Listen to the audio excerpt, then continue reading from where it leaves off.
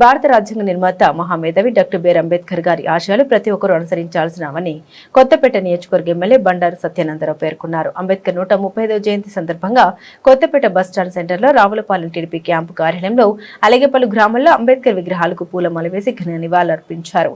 ఈ సందర్భంగా ఆయన మాట్లాడారు. ప్రపంచంలోని అతిపెద్ద రాజ్యాంగాన్ని అందించి గొప్ప ప్రజాస్వామ్య వ్యవస్థకు పునాది వేసిన జాతి రత్నం డాక్టర్ బిఆర్ అంబేద్కర్ అని కొనియాడారు. అంబేద్కర్ ఆశయ బాటలోనే తెలుగుదేశం పార్టీ నడుస్తుందని తెలిపారు. గంటి మోహన చంద్ర బాలయోగి గారు తెలుగుదేశం పార్టీ వల్లనే వచ్చారనే విషయాన్ని తొలి దళిత స్పీకర్ బాలయోగి గారు తెలుగుదేశం పార్టీ చూడడం వల్లే, తొలి మహిళా దళిత స్పీకర్ అసెంబ్లీలో ప్రతిభా భారతి గారు కూడా తెలుగుదేశం పార్టీ చొరవ వల్లే దళిత మహిళా స్పీకర్ ప్రతిభా భారతి గారు వచ్చారనేది మీకు సందర్భంగా తెలియజేస్తా ఉన్నాను.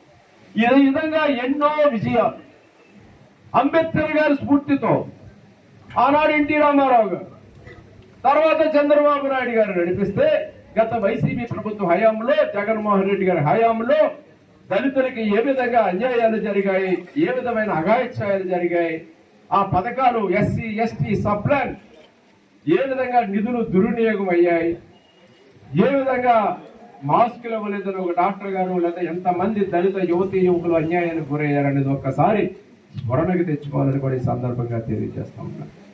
అందుకే రాజ్యాంగాన్ని గౌరవించాలి, రాజ్యాంగం చెప్పినట్టుగా పరిపాలించాలి. రాజ్యాంగాన్ని ధిక్కరించి పరిపాలించే వ్యక్తులు వచ్చినప్పుడు ఏం చేయాలనేది కూడా ఆనాడు అంబేద్కర్ గారు రాజ్యాంగంలో పొందుపరిచారు.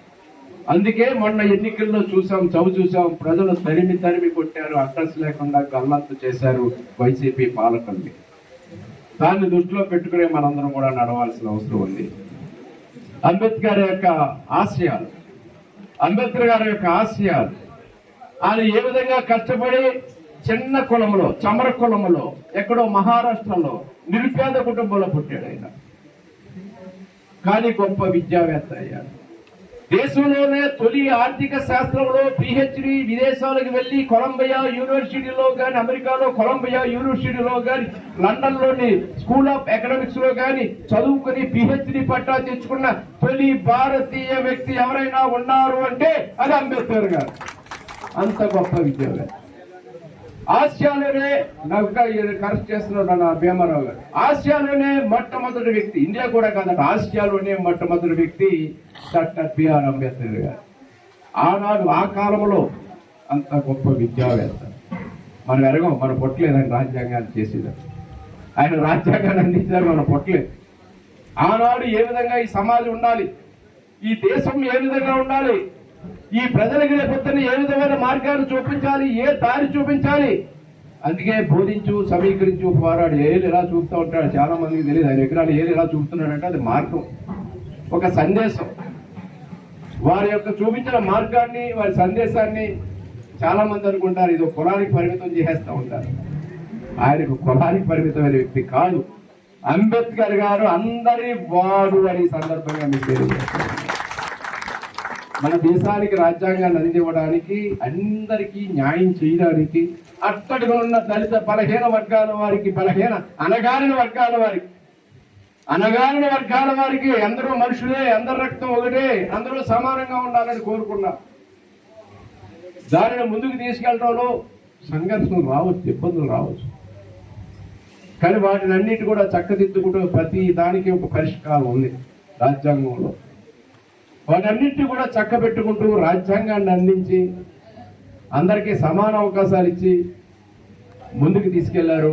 అందుకే ఈ రాజ్యాంగం నీడలో మన భారతదేశం ఈనాడు అగ్రగామి దేశంగా 4వ స్థానంలో ఉంది ప్రపంచంలో. అది 3వ స్థానానికి వెళ్ళబోతా ఉంది తొందరలో. పోటీ పడతా ఉంది మన భారతదేశం ప్రపంచంలో 3-4 స్థానాల్లో. అగ్రగామి దేశంగా 2047 నాటికి వికసిత భారత్ ప్రధానమంత్రి నరేంద్ర మోడీ గారు.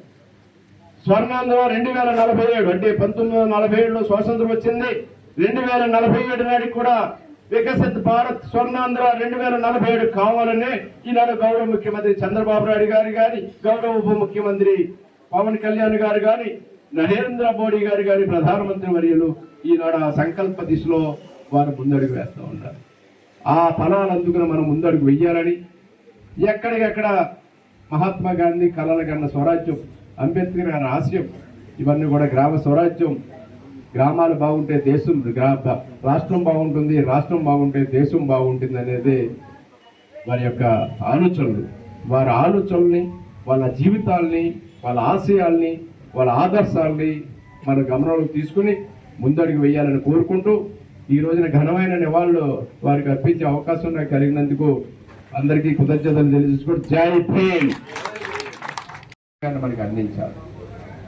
ఆయన చాలా విషయాలు ఆనాడే ఊహించి అట్టడుగునున్న అణగారిన బలహీన వర్గాల వారికి సమాన అవకాశాలు ఉండాలి, సమాన హక్కులు ఉండాలి, సమానత్వం, సమసమాజం కావాలని ఆయన కోరుకున్నాడు. దానివల్ల ఆయన ఆనాడే చెప్పాడు, విద్యావంతమైన సమాజం ఉండాలి, నాలెడ్జ్ ఈజ్ పవర్, అందరూ కూడా చదువుకోవాలి, విద్యావంతులు కావాలని. మహిళలకి అందరికీ సమాన అవకాశాలు కావాలన్నారు. మహిళలకి ఆనాడు తొలి న్యాయశాఖ మంత్రిగా వచ్చారు అంబేద్కర్ గారు. మన దేశానికి స్వాతంత్రం వచ్చిన తర్వాత జవహర్లాల్ నెహ్రూ మంత్రి వచ్చారు. ఆనాడు మహిళలకి సమాన అవకాశాలు, హక్కులు, ఆస్తులను ఈ కల్పించడానికి బిల్లు ఒకటి ప్రవేశపెడితే ఆ బిల్లు విఫలమైంది. ఆ కారణంతో ఆయన న్యాయశాఖ మంత్రి పదవిని కూడా తృణప్రాయంగా భావించి ఆ కేంద్ర న్యాయశాఖ మంత్రి కూడా రాజీనామా చేసినటువంటి గొప్ప వ్యక్తి డాక్టర్ బిఆర్ అంబేద్కర్ గారు. ఈ సందర్భంగా మీకు తెలియజేస్తూ ఉన్నాను. అటువంటి ఘనమైన గొప్ప భావాలు గల వ్యక్తి అంబేద్కర్ గారు. ఆయన విద్యావంతమైన సమాజమే కాదు, మహిళల కోసమే కాదు, మరి బౌద్ధాన్ని కూడా ఆదర్శంగా తీసుకున్నారు. చాలా ఆలోచన చేసి బౌద్ధ మతాన్ని ఆయన ఆచరించారు. కారణం, ఈ కులేతర మతేతర లౌకిక రాజ్యం ఉండాలి. కులాలు, మతాలు, జాతులతో ప్రజలు సంఘర్షణకు గురి కాకూడదు. అదేవిధంగా ఆయన చూపించిన మార్గం బోధించు, సమీకరించు, పోరాడు, మూడు మాటలు నేటికి కూడా నిత్య సత్యాలు. భారతదేశ రాజ్యాంగంలో ఆయన కల్పించినటువంటి హక్కులు, విధులు, బాధ్యతలు నేటికి కూడా సదా ఆచరణీయం. రాజ్యాంగాన్ని మనం గౌరవించాలి, రాజ్యాంగం నీడలో మనం నడవాలి. అందుకే మన పార్టీ వ్యవస్థాపక అధ్యక్షులు స్వర్గీయ శ్రీ నందమూరి తారక రామారావు గారు తన పెన్నుతోటి రాజ్యాంగాన్ని అందిస్తే అంబేద్కర్ గారు, ఎన్టీ రామారావు గారు అంబేద్కర్ గారిని స్ఫూర్తిగా తీసుకుని ఆనాడు సమాజమే దేవాలయం, పేద ప్రజలే దేవుళ్ళని నిలదించారు. కారణం, అది అంబేద్కర్ గారి స్ఫూర్తి. సమాజం ఒక దేవాలయం లాగా, ప్రజలందరూ కూడా దేవుళ్ళలాగా భావించాలని. అందుకే సంక్షేమాన్ని అందించాడు, అనేక కార్యక్రమాలు ఆయన చేశాడు. అంబేద్కర్ గారి మీద అభిమానంతో ఎన్టీ రామారావు గారు నేషనల్ ఫ్రంట్ చైర్మన్ గా 1990లో, ఆనాడు విపి సింగ్ గారు ప్రధానమంత్రిగా ఉంటే ఎన్టీ రామారావు గారు నేషనల్ ఫ్రంట్ చైర్మన్ గా అంబేద్కర్ గారిని గౌరవించాలనే ఆలోచనతో ఆనాడు పార్లమెంటులో ఆయన కాంస్య విగ్రహాన్ని ఆవిష్కరించాలని, ఆయనకి భారతరత్న ఇవ్వాలని డిమాండ్ చేయడం. నేషనల్ ఫ్రంట్ ప్రభుత్వంలో ఎన్టీ రామారావు గారి చొరవతో అంబేద్కర్ గారికి భారతరత్న, అదేవిధంగా పార్లమెంట్ లో ఒక విగ్రహాన్ని ఏర్పాటు చేయడం జరిగింది. అది ఎన్టీ రామారావు గారి యొక్క కృషి ఫలితమని కూడా ఈ సందర్భంగా మీకు మనం చేస్తా ఉన్నాం. అదే వరవల్లో చంద్రబాబు నాయుడు గారు ఏదైతే తెలుగుదేశం పార్టీ సిద్ధాంతం ఉందో దాన్ని ముందుకు తీసుకెళ్తూ దళిత వర్గాల వారి కోసం అంబేద్కర్ గారి పేరు మీద విదేశీ విద్య, అదే మనం చూసాం. తర్వాత జగనన్న విదేశీ విద్య అని అంబేద్కర్ గారి విద్యను తొంగలో తొక్కారు.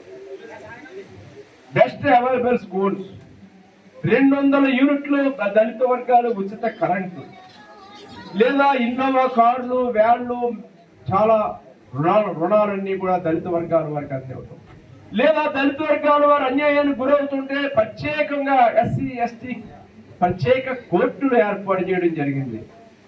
ఇలా ఎన్నో కార్యక్రమాలు దళిత వర్గాల వారి కోసం కూడా చంద్రబాబు నాయుడు గారు ఆనాడు మనం చేసేవాళ్ళం.